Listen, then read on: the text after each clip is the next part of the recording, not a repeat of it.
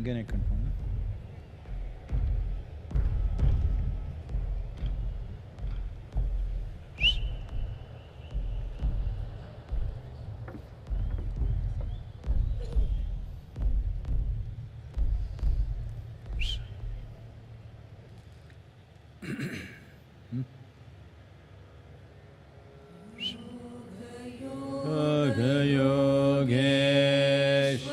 Yogeshwaraya Bhuta Bhuta Bhuteshwaraya Kala Kala Kaleshwaraya Shiva Shiva Sarveshwaraya Shambho Shambho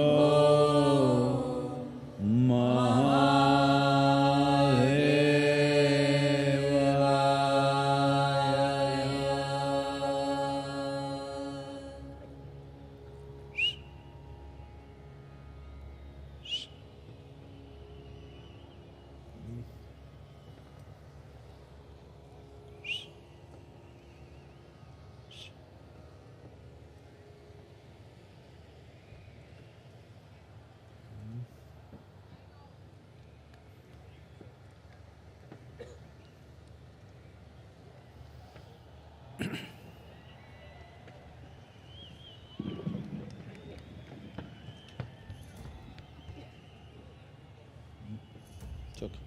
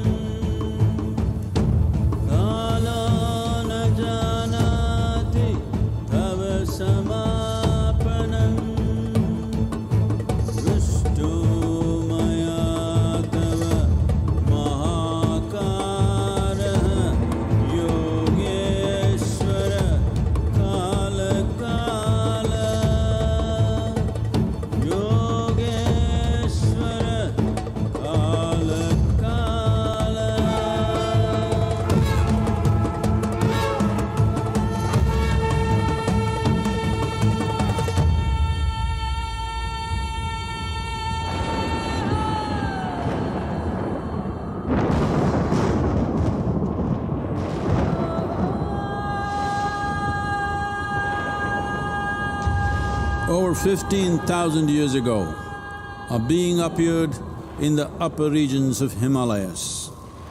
No one knew who he was, where he came from.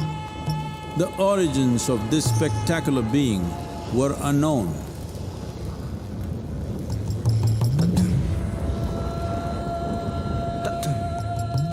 When his ecstasy allowed him some movement, he danced wildly.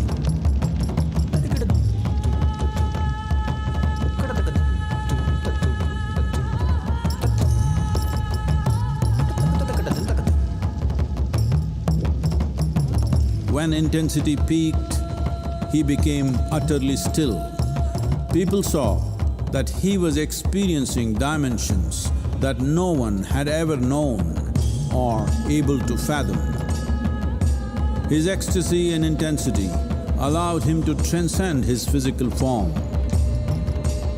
Witnessing an individual human in union with the cosmos, they called him a yogi, as he was the first one, the Adiyogi.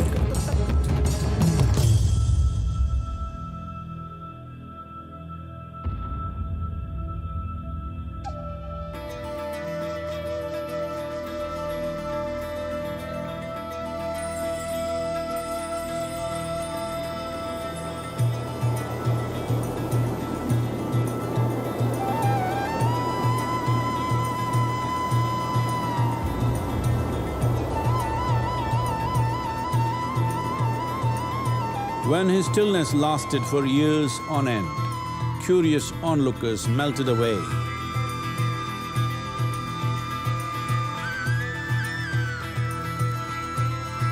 Only 7 seekers remained, as they could not tear themselves away from him.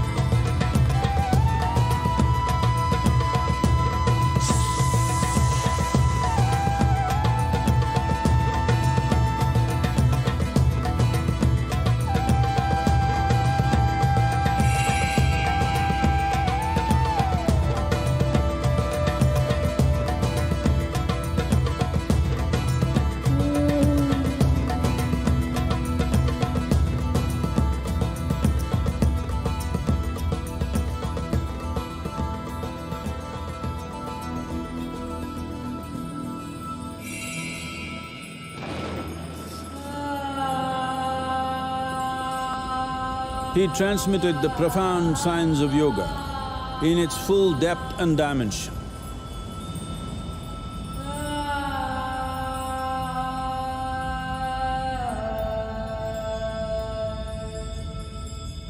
He expounded 112 methods of attainment, offering his disciples access to the deepest innards of creation.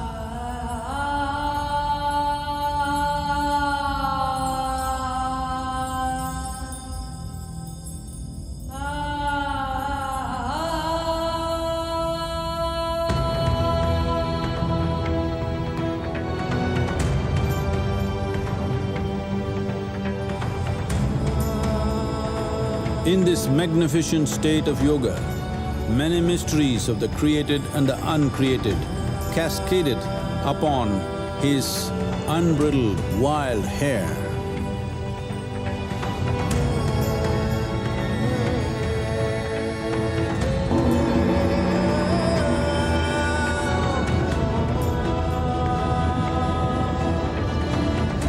It was a vision of the very core of the cosmos in all its profundity and magnificence, a vision of the unfathomable mysteries of the universe, a most overwhelming vision the sages and Devi Parvati had ever witnessed.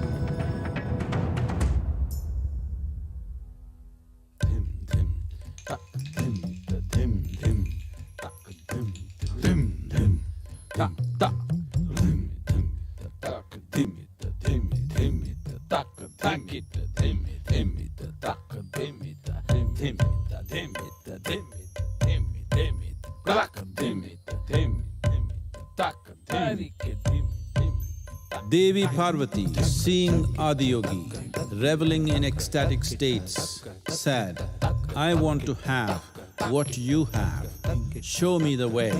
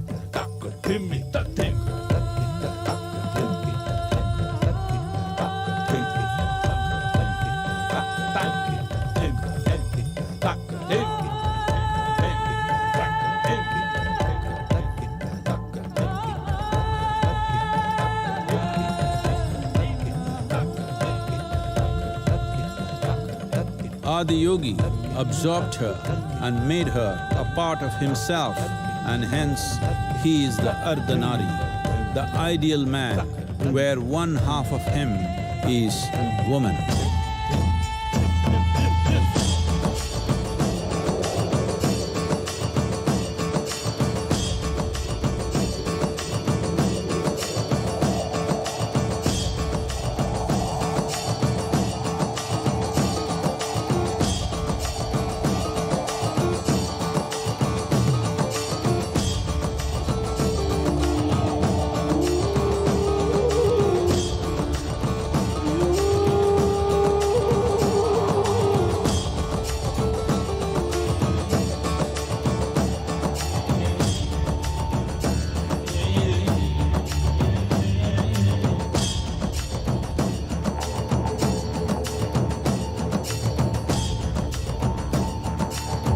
Seeing the splendor of this magnificent union, Ghanas, his constant companions, asked, "What about us?"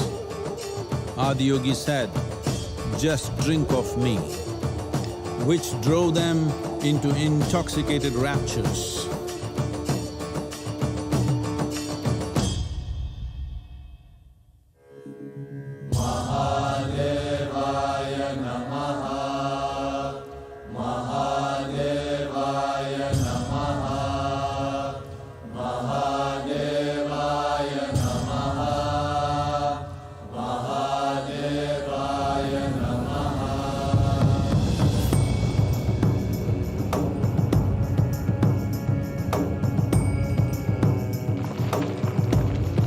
Seven sages, the Saptarishis, took the sacred science of yoga in all its forms to human habitations across the planet, which turned into crucibles of civilization.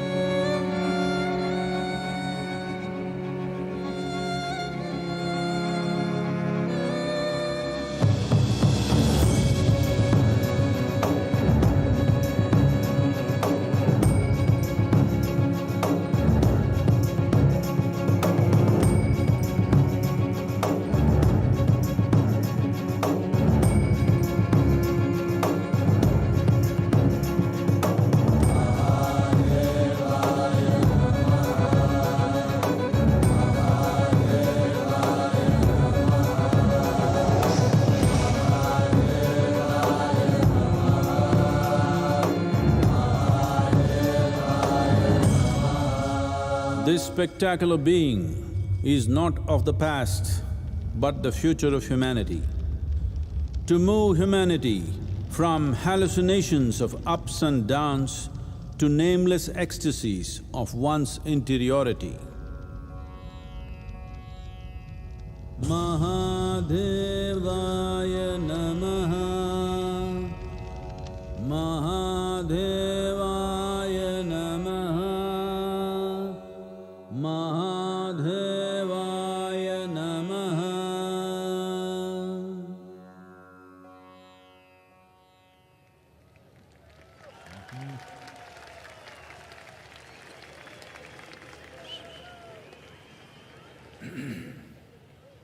Each year, ladies and gentlemen, we try to have an interactive session, and we have received some questions from our viewers online and would like to request Sadhguru to address a few. We begin with the first question that came from Dr. Swatantra from Kashi. What is Sanatan Dharma?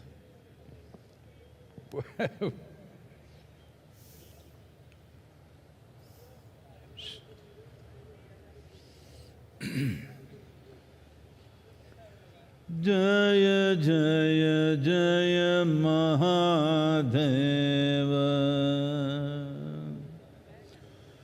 Jaya Jaya Jaya Mahadeva. Shiva Shankara Adi Anant. Shiva Shankara Adi Anant. Jaya Jaya Jaya. Jaya Jaya. Jaya Jaya. Jaya Jaya Jaya Mahadeva.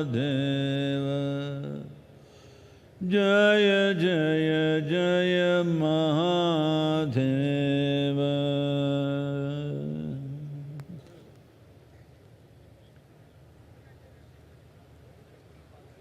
Wow.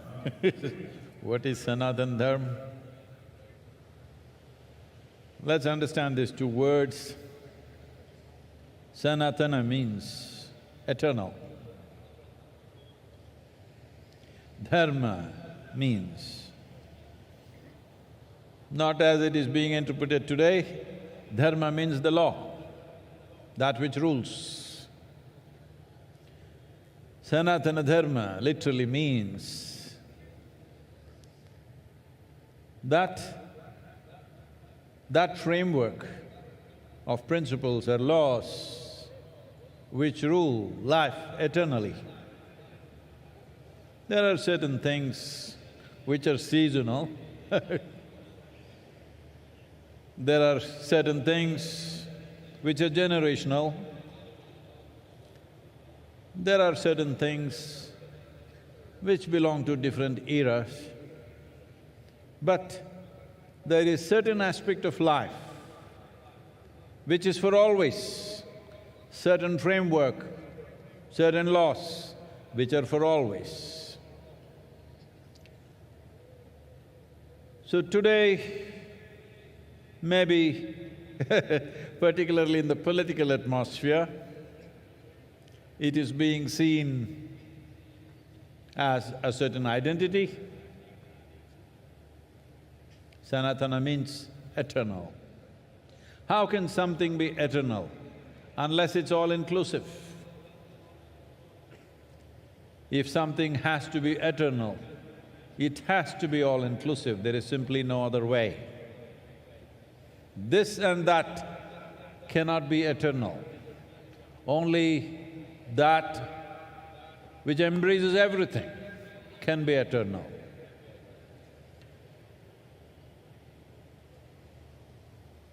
Many aspects of our lives are transitional, but there are some aspects of our life which are eternal.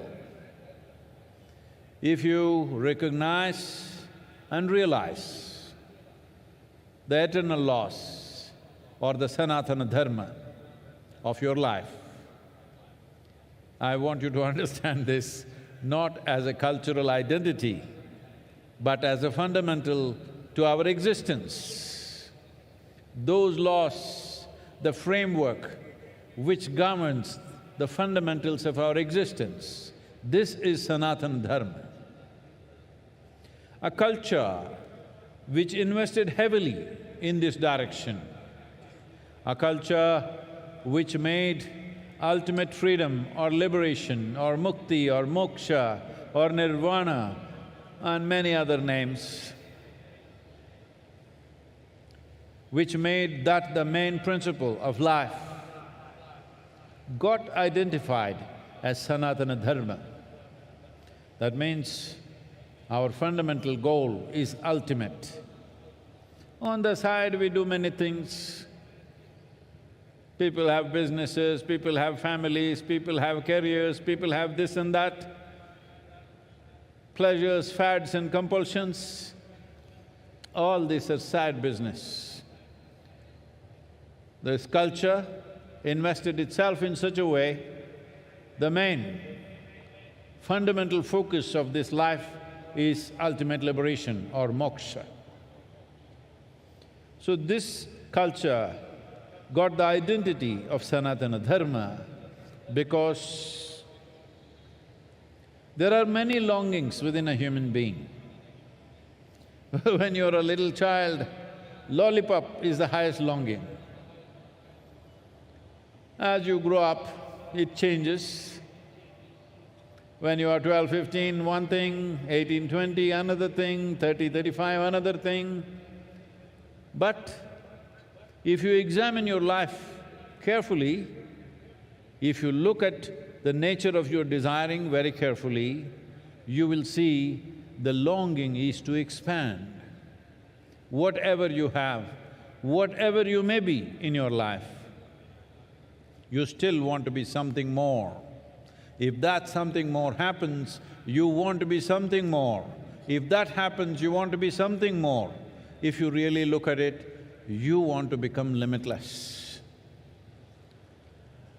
This is the longing that the very nature of how human being is made is such that something within us does not like boundaries. Something within us wants to become bound.